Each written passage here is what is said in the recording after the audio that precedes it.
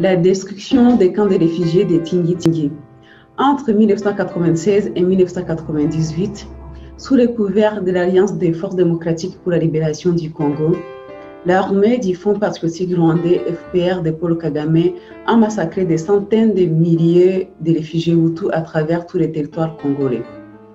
Dans la province du Nord Kivu, Kibumba, octobre 1996, Mugunga et Osso, novembre 1996, Ombo et Biriko, décembre 1996. Dans la province du Sud Kivu, Kashusha et Changé, novembre 1996.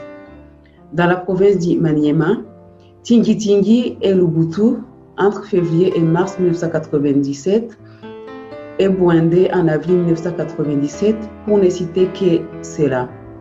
Tingi-Tingi reste célèbre dans le mouvement collectif des réfugiés rwandais et burundais rescapés de la chasse à l'homme par les rebelles coalisés de Laurent Désiré Kabila et de Paul Kagame. Dans leur fuite, les réfugiés Hutus arrivent au Maniema et à bout de souffle, ils font un campement à Tingi-Tingi. Le 2 février 1997, ils reçoivent la visite de Madame Emma Bonino, alors commissaire européen à l'action humanitaire. Madame Emma Bonino fut sidérée de voir cette masse de réfugiés aussi émécie et squelettique au point qu'elle déclara, en découvrant ces réfugiés, que sa visite à Tingi-Tingi constituait une descente aux enfers. Emma Bonino lança un appel pathétique à la communauté internationale, l'invitant à venir en aide aux réfugiés rwandais. Ces derniers verront en fait leur traitement s'améliorer peu à peu dans le courant du mois de février 1997. Hélas, pour une courte durée, puisque vers fin 1997 déjà, toutes les ONG se retirent du camp de Tingi-Tingi en alléguant les problèmes d'insécurité. En réalité, ils avaient eu vent de l'information sur la destruction des camps par l'armée du FPR de Paul Kagame et les rebelles de la FDLR, et l'insécurité invoquée n'était qu'un alibi. C'est dans ce contexte tandis qu'interviendra le 7 février 1997 la visite au cas de Tingi-Tingi de Mme Sadako Ogata, alors commissaire des Nations Unies pour les réfugiés.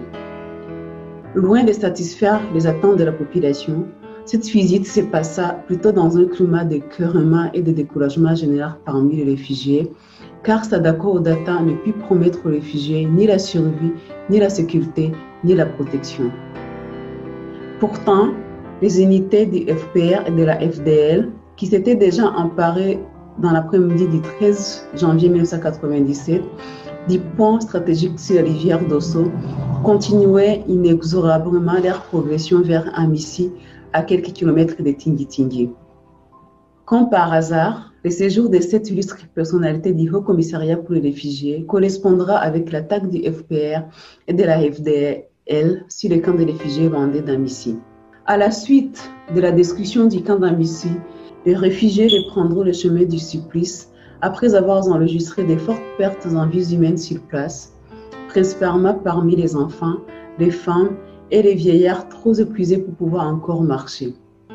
Les rescapés pourront seulement passer quelques jours dans le cas de Tingi-Tingi avant de se voir de nouveau obligés de reprendre l'exode lorsque, le 1er mars 1997, le camp sera attaqué par les FPR et la FDL. Le matin du 1er mars 1997, des éléments du FPR et de la FDL sont entrés dans le camp de réfugiés de Tingi-Tingi et ont tué sans discernement les réfugiés Hutus rwandais et burundais restants. Bien que la plupart des réfugiés aient déjà quitté le camp, plusieurs centaines d'entre eux y étaient toujours, y compris de nombreux malades qui étaient soignés au dispensaire et des enfants non accompagnés. Les troupes du FPR ont tué la plupart des victimes avec des couteaux. Les corps ont ensuite été enterrés dans plusieurs fosses communes par des volontaires de la Croix-Rouge de Lubutu. L'état de santé des réfugiés sautait aux yeux. Il est donc évident que de nouveau, beaucoup de réfugiés mourront dans les camps de Tingi-Tingi parce qu'ils seront tout simplement incapables de se déplacer. Les médias internationaux ont fait état de 25 000 morts dans cette attaque de Tingi-Tingi. Les camps abritaient au total 260 000 réfugiés environ. Les rescapés de Tingi-Tingi seront achevés tout le long du parcours de plus de 250 km vers Kisangani, notamment à Kasese et à Biaro, où les FPR et la FDL ont encerclé pendant plus de 4 jours les gros de ces infortunés.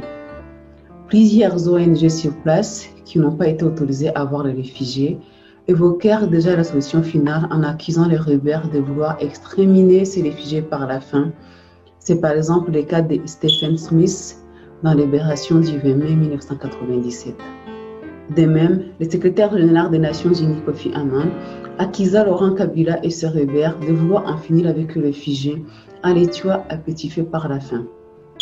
Dès son temps, son prédécesseur Boutros Ghali avait tenu les mêmes propos pour dénoncer le complot ourdi contre les réfugiés en empêchant l'arrivée de la Force nationale d'intervention humanitaire à l'est du Zaïre.